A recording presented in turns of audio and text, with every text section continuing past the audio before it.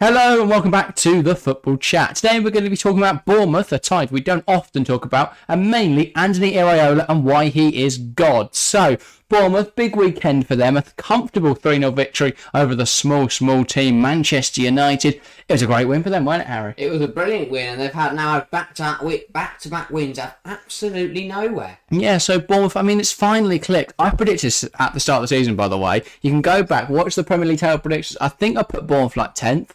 I was on a bit of a mad one that day, in all honesty, but you could foresee it coming. Andoni Iraola, a very, very good coach. Bournemouth now find themselves 14th in the league, joint on points with Brentford in 10th and Chelsea in 11th. So they're having a really, really good season so far. If they keep going the way they are, they could definitely end up in that 10th position, which I predicted. They could end up even higher than that, which would be phenomenal. But why is it all working then, Harry? We're going to look at the game in a moment. What's your general thoughts? Their ability to score goals now is incredible. It looks they have players that are very capable, and now we're starting to see Solanke, we're starting to see Semenyo, we're starting to see Uatara all start to notch up the goals, get involved.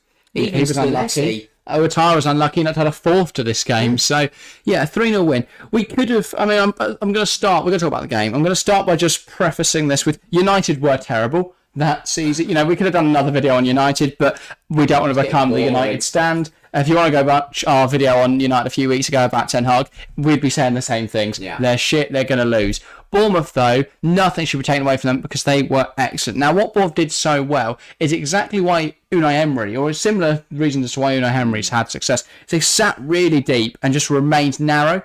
And we've seen how just sitting in that block can reduce the other team's chance of scoring by so much because it's very difficult to break down, and then you just bring on the counter if you've got very quick players like Justin Kluivert, like Antoine Semenyo, like Adango Uatara, and like Dom Solanke, the best striker in the world. So yeah, they did that really well, and United's build-up phase just couldn't handle that Bournemouth press, which is something we expected from Andoni Iraola, being a disciple of Bielsa. It's all just run at them until you literally cannot move anymore. So yeah, that worked very well, and we've seen United, if you put any pressure on them, they just cannot build up. And only Chelsea this season have let them play through them. Yeah. But that's a whole other depressing story. But yeah, it was very aggressive pressing. That's how they got their first goal, of course. They pressed high up the field. It was, trying to remember now who won it. I want to say Lewis Cook on the ball back high up the pitch. He played it through Dom Solanke, who then got the goal, of course, and made everyone like you celebrate who had him in their FPL team. But yeah, a very good goal and a very good example of that pressing structure working out successfully. They kept pressing. Their second goal came for a counter attack, which again Solanke was involved in. It was Solanke who found Marcus Tavernier out wide, crossed the ball in. That resulted in another goal, and that was a very, very similar thing in terms of two different things. But both that underdog-esque football, high pressure, which is. Well, to be fair, high pressure isn't. This is the weird thing with their shape, and the same with Emery's really, is that when they don't have the ball, they've got two phases. If they're defending in their own half, they sit in a low block, they try and narrow everything off, like Villa do, of course. But if they're in the other half, they will press really, really high. And so it's a bit of a high risk strategy because by pressing high, you open up space, which if you're then sat in a low block, there's even more space in front of that defence. But they are able to transition so quickly between those two phases, which is something United just haven't been able to do all season, is transition. Yeah. United can't do it. It's fascinating. They just get lost.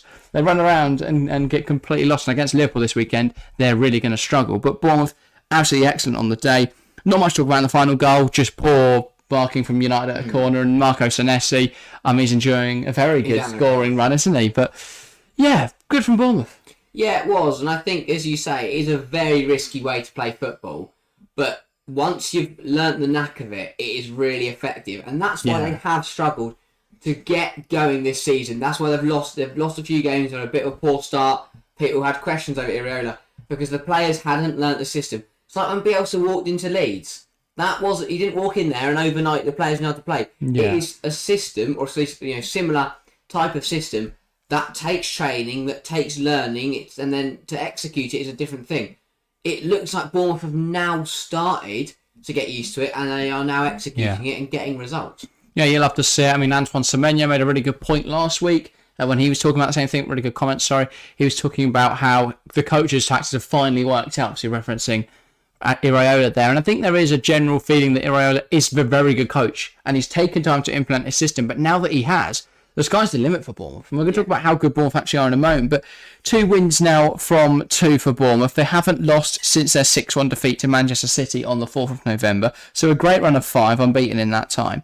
They have a home game against Luton, away at Forest, home against Fulham over Christmas, and then Tottenham on New Year's Eve. So other than that Tottenham game, a lovely run now for Bournemouth. I mean, in these 5 they've been unbeaten. They've drawn to Villa, beaten Manchester United, and beaten Newcastle. United, who got all of the month awards and were the most informed team in the league technically. Yeah. Villa, who are absolutely flying, they got a point there, and Newcastle, who are very difficult to take points off on their day. And all that after losing 6-1, such a heavy defeat to Manchester City. But looking at the table, as I said, up to 14th now, and they are only 2 points off the top 10. I mean, not to look too far ahead, but they're 11 points off Tottenham in 5th. Is it impossible? No. But they could definitely get top half of this race. 100%. They're not going to get Europe. Yeah. Unless Iraola genuinely is God, in which case, fair enough, John McKenzie, all that. Everyone that loves pressing has been calling this from ages. But yeah, I think both they could definitely finish top half if Chelsea keep being shit, if Wolves keep being inconsistent, all that sort of stuff. We reference quite a lot the random pit of mid-table clubs in the Premier League who all just sit there and don't go up or down.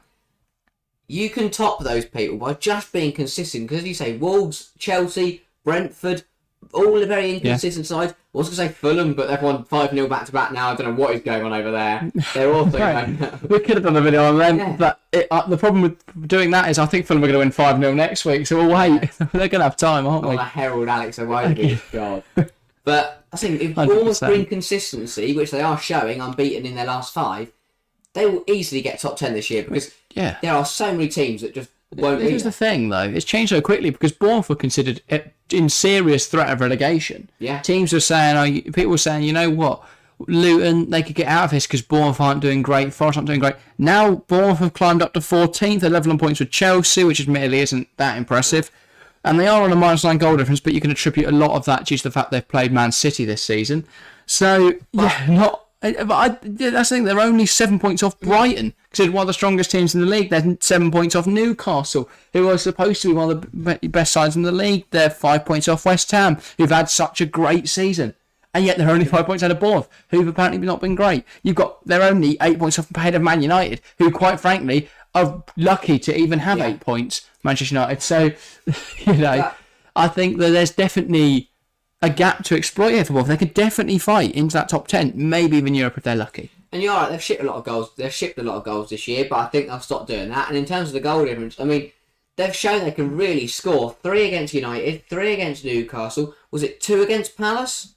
And 2 against Sheffield United as well? Yeah, so they've got... Oh, it's 3 against Sheffield United, 3-1 win, 2-0 over Palace, 3-0 over United, 2-0 over Newcastle, and they got 2 in the Villa game. They've scored 2 or more in their last 5 games as well. Yeah, but the thing is, we talk about their high goal difference. If you take away the 4-0 against Arsenal, take away the 6-1 against Man City, that's 9 goals there in terms of goal difference. Yes, there you go. So that's the difference, isn't it? Yeah. So I think that if they can just cut out those huge defeats to those big teams, I think they'll make that up over their next few games as well. -9. If they win 3-0, 3-0, 3-0, they're suddenly on a positive goal difference. It is looking really good. Luton and Forest should be wins. Fulham, honestly, that could be the best game of this season at this rate. If Alex Iwobi and Raul Jimenez keep cooking whatever they're cooking over there. I'm so glad. It's on at 3 o'clock because it's Boxing Day, Prime Video.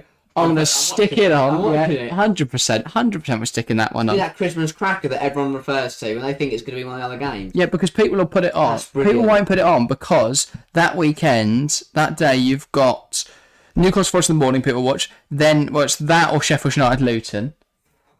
They're 2 good fixtures because Sheffield United Luton should be a good game. Yeah.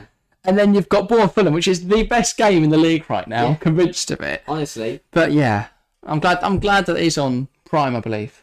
Yeah. That's all those games are. If Bournemouth keep picking up these results, they're on the money. They're really on the money in terms of where they can end up this season. HMS pissed the league and the Iraola supremacy, mate. And the what was I saying called the vitality's be bouncing. It is. The Cherries are going to be last year. Love and light. When they hosted Arsenal, you couldn't hear them. All you could hear is that bloody Saliba song. Now you're not going to hear anything over these Bournemouth fans. Going to be absolutely love and life. But Bournemouth have been super impressive this season. So we'll finish off with a final question: how far can they go? What's their ceiling, do you think? I think probably mid-table. Probably the 10th, 9th mark. I don't see them touching the Europe places, so 7th, 8th kind of area. Yeah. But I think they'll be just behind that at this rate, unless Chelsea get their shit together or Wolves. Even if they do, I don't think West Ham's form's sustainable. Brighton are inconsistent and going to have a lot of fixtures towards the end of the season, so they're going to have to rotate. Newcastle could still be in the Champions League, so they have to rotate. United are crap. Fulham are either going to get relegated or win the league, and I'm not sure which of those it is. Wolves just keep getting robbed by VAR. Gary O'Neill's moaned more about VAR than he has actually, done any coaching this season. But yeah, I think for me, Bournemouth, they're definitely in with a shot of that top 10. And I think it's going to be interesting. Oh, 100%, everyone is. United should not be 6th. That is the honestly, it's a crime. Thing. It's an actual crime. Stupidest thing, but yeah, it's a baffling league this season. Anyone can finish anywhere, and Bournemouth might be in the prime position to take advantage of that given their recent form. But yeah, it's difficult to say how good they actually are because they have played. If you think of their last 5 fixtures, they have been on the easier side. I mean, United. They played Villa, United, and Newcastle. Well, I count United as an easy game, I suppose. Well, exactly. They played the Newcastle side who were hit by injuries, and they beat a Sheffield United team who genuinely might as well pack up shop now. Aston Villa, they should never have got anything out of that, but they did. So that's important. Home. A win over a crap Palace team and a very comfortable win over a crap United side. So yeah, convincing recently. I think they should win the next 3. That will suddenly see them on 28 points. Where that will leave them in the table is going to be interesting. Yeah. Then they've got Tottenham and Liverpool, which is not a fantastic way to start the new year. But yeah, could they go on a cup run? QPR in the third round? You know what, that's a shout, Maybe so. All it takes that's why I would love the cup, because all it takes is if you get it right on that one night, you're through.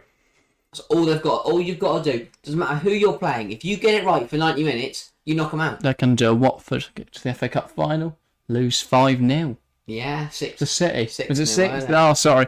I forgot how many Aurelio Gomez picked out the back of his net that evening. God.